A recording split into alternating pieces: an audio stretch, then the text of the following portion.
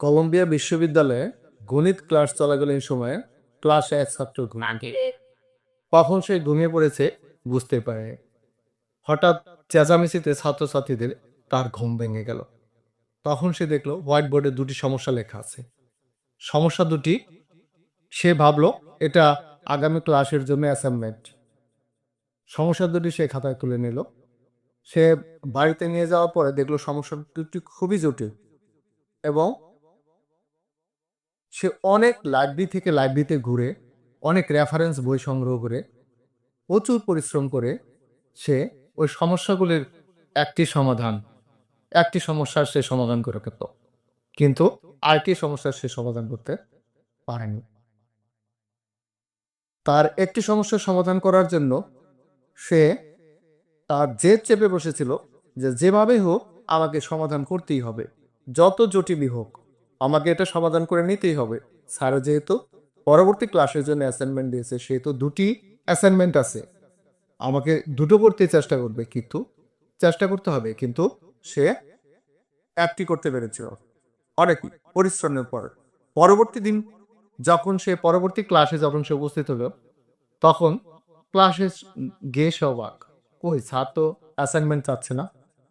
তখন স্যারকে জিজ্ঞেস করাতে স্যার বলল, আমি গত ক্লাসে বোর্ডে দুটি অমীমাংসিত সমস্যা লিখে রেখেছিলাম তোমাদেরকে উদাহরণস্বরূপ, যে সমস্যাগুলির সমাধান এখনো কেউ করতে পারেনি। আমি উদাহরণ দিতে গিয়ে তোমাদের দুটি সমস্যা লিখেছিলাম, ও দুটো তোমাদের জন্য অ্যাসাইনমেন্ট ছিল না।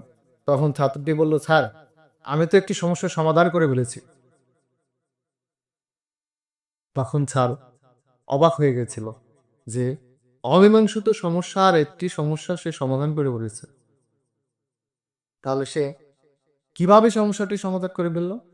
কারণ সে জানতো না এটা একটা অমীমাংসিত সমস্যা, এটা কেউ সমাধান করতে পারেনি, এটা সমাধান করা যাবে না। তার